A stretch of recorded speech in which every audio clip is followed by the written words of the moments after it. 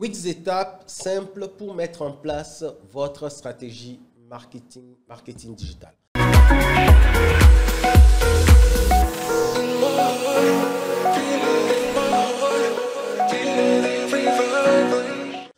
Bonjour, je suis Carlos de l'Académie des entrepreneurs et dans cette vidéo, nous allons voir les 8 étapes minimales qu'il vous faut pour pouvoir développer une stratégie marketing ou marketing digital.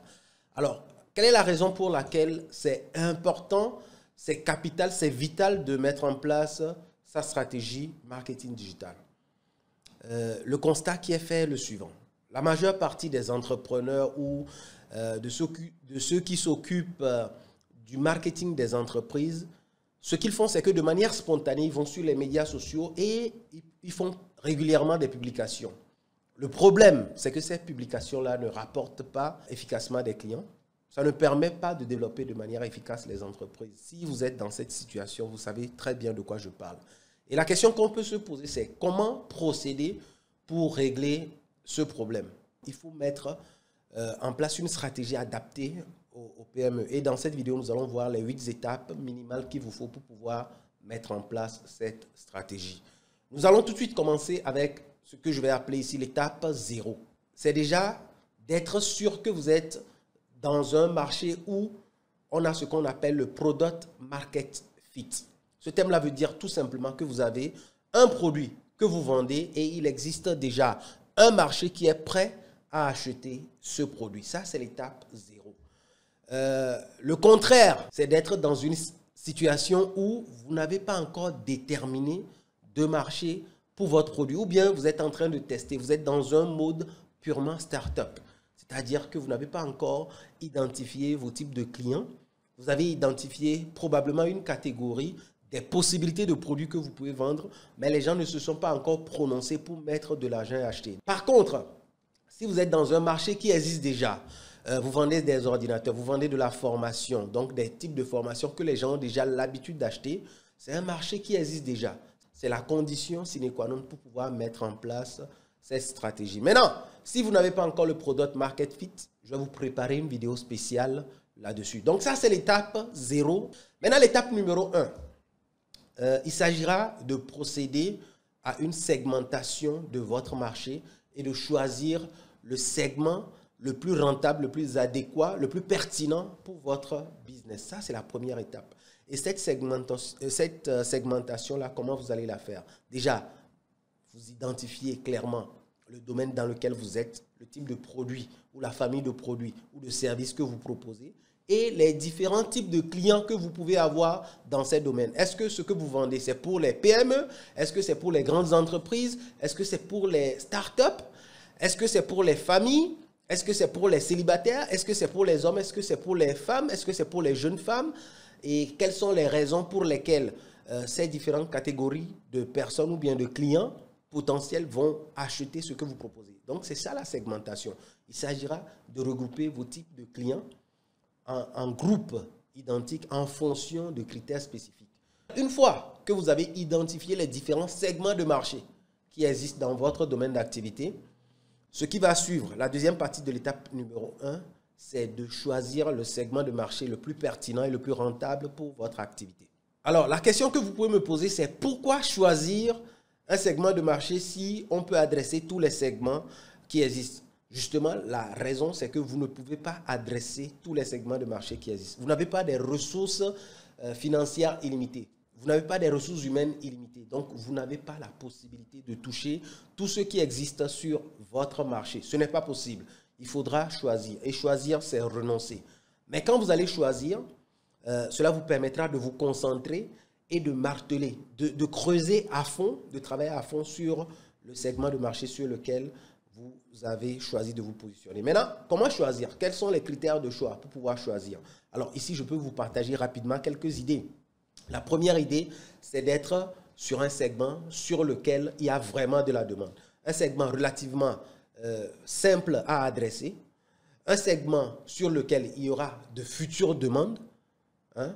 Un segment, quand je dis futures demandes, je parle de demandes perpétuelles. Si vous êtes sur un segment sur lequel, dès que vous faites votre prestation, le segment est périmé, là, il y a un problème. Je vous donne un exemple. Hein.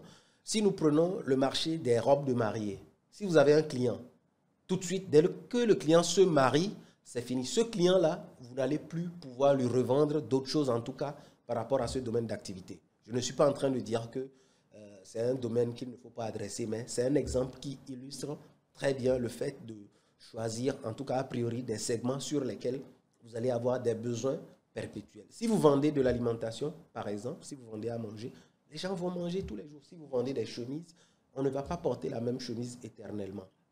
Donc, il y a des marchés sur lesquels vous avez des demandes perpétuelles et puis il y a des marchés sur lesquels les demandes se périment. Dès que vous servez le client, c'est fini. Il n'est plus intéressé par vous. Donc ça, c'est la première étape. La deuxième étape, maintenant, va être la suite logique de votre segmentation. Donc, étape numéro 2, vous allez faire ce qu'on appelle le ciblage. Le ciblage des différents clients que vous avez dans ce segment de marché. Vous allez le faire avec ce qu'on appelle une fiche avatar client ou bien une fiche de profil de client idéal ou ce qu'on appelle encore le buyer persona. Donc, vous allez regarder dans les liens associés à cette vidéo. Vous allez trouver un lien qui vous permettra de télécharger notre fiche de buyer persona que vous allez pouvoir utiliser pour développer votre avatar client. Étape numéro 3, maintenant, il s'agira pour vous de réfléchir sur votre positionnement. Quel est le positionnement que vous aimeriez avoir sur votre marché? Comment vous aimeriez être perçu? Comment vous aimeriez être perçu par vos clients? Comment vous aimeriez être perçu par vos concurrents? Est-ce que vous voulez être le numéro 1? Est-ce que vous voulez être le numéro 2? Est-ce que vous voulez être perçu comme le premier sur votre marché? Comment vous aimeriez être perçu? Prenez une feuille et réfléchissez vraiment. Écrivez sur la perception que vous aimeriez que les autres aient de vous sur votre marché. Maintenant, une fois que vous avez défini la perception ou bien le positionnement que vous aimeriez avoir sur votre marché, posez-vous les bonnes questions. Quel est le travail qu'il faut faire pour que vous puissiez arriver à incarner vraiment ce que vous devez incarner sur votre marché? Il ne suffit pas de dire « moi, je veux être perçu comme le leader ou bien comme le numéro 1 ou le numéro 2 » sans faire le travail qu'il faut pour effectivement arriver à la place du numéro 1 ou le numéro 2. En quatrième position, il s'agira de mettre en place ce qu'on appelle le parcours client ou le buyer journey pour votre client idéal.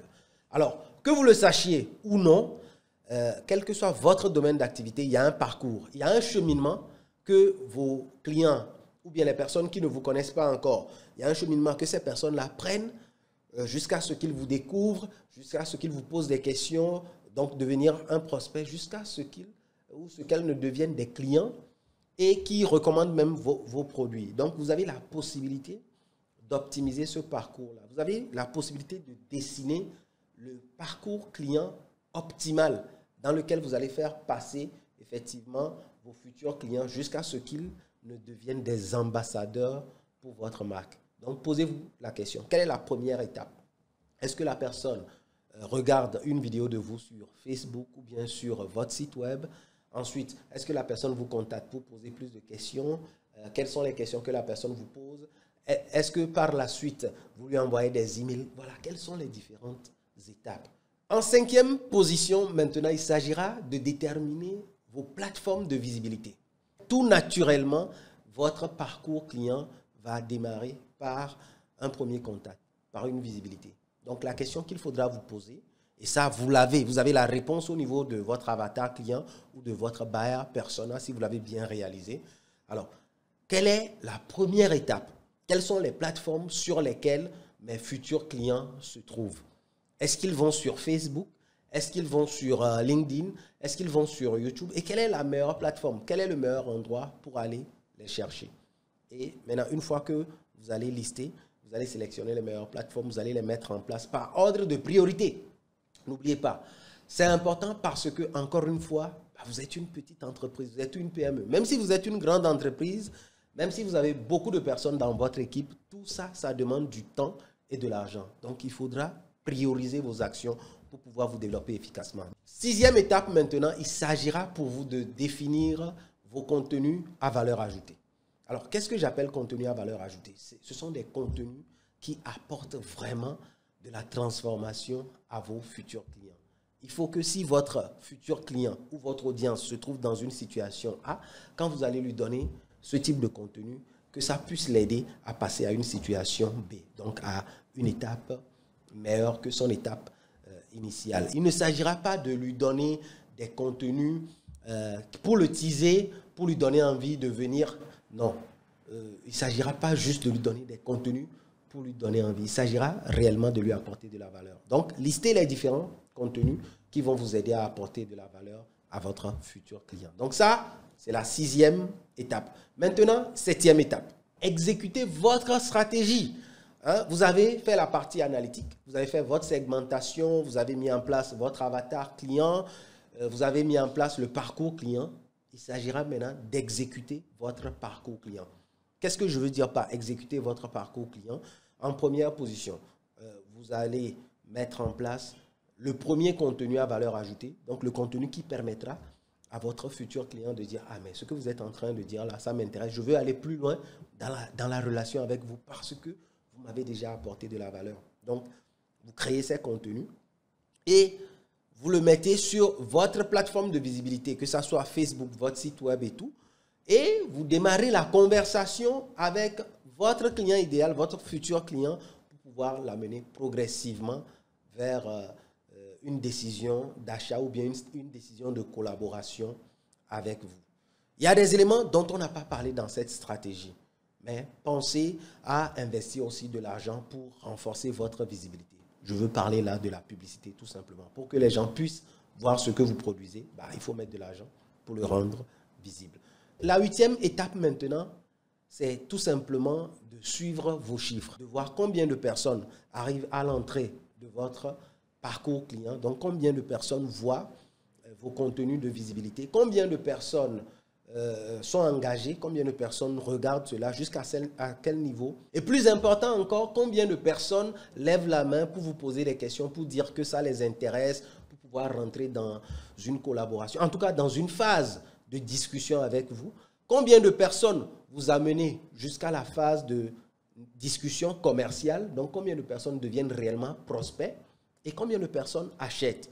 Maintenant, au-delà de combien de personnes achètent, combien de personnes reviennent vers vous pour acheter. Je veux parler là de votre capacité de fidélisation. Donc, voilà les 8 étapes que nous avons pensées nécessaires pour pouvoir mettre en place votre stratégie marketing digital ou marketing tout simplement. Alors, à présent, il y a 3 choses que je vous invite à faire.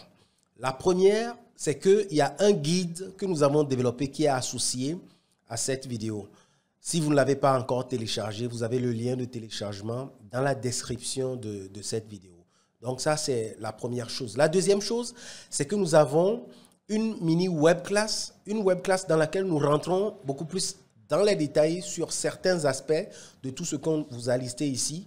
Donc, allez-y, allez regarder cette web class-là et corriger les éléments en question au niveau de votre stratégie marketing digital. Et en 3e position, partagez cette vidéo aux personnes qui peuvent en avoir besoin, des personnes qui sont en train de développer leur business mais qui n'ont pas les meilleures stratégies marketing.